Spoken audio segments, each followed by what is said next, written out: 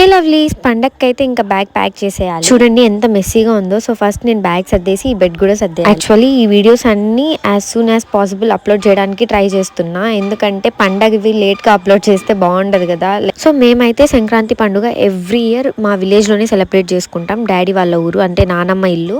మా అవ్వ తాత అయితే లేరు, సో హౌస్ అయితే ఎప్పుడు క్లోజ్ లోనే ఉంటుంది. మేము పండక్కి వెళ్ళి మేము నీట్ చేసుకొని మేము సెలబ్రేట్ చేసుకుంటాం. అంటే ఆ వర్క్స్ అన్ని మొత్తం పెద్దనాన్నే చూసుకుంటారు. జస్ట్ ఇప్పుడు మేము వెళ్ళి పండగ సెలబ్రేట్ చేసుకుంటాం. మమ్మీ డాడీ నేను చెల్లి పెద్దనాన్న వాళ్ళు అన్న వాళ్ళు అందరూ అక్కడికే వస్తున్నారు అనమాట. ఈవెన్ చిన్నప్పటి నుంచి కూడా ఇంత ఒక 2-3 టైమ్స్ అలా మిస్ అయింటుంది. మేము కొత్త హోమ్ లోకి వచ్చాక అప్పుడప్పుడు ఇక్కడ చేసుకోవాలని చెప్పి చేసుకునే. బట్ నాకైతే పండక్కి అక్కడికి వెళ్ళడం చాలా చాలా ఇష్టం. సో ముందు నైట్ మొత్తం నిద్ర రాదనమాట. ఇవి ఎలా ప్యాక్ చేసుకోవాలి, ఏమేమి తీసుకోవాలి, ఇదే టెన్షన్ ఉంటుంది.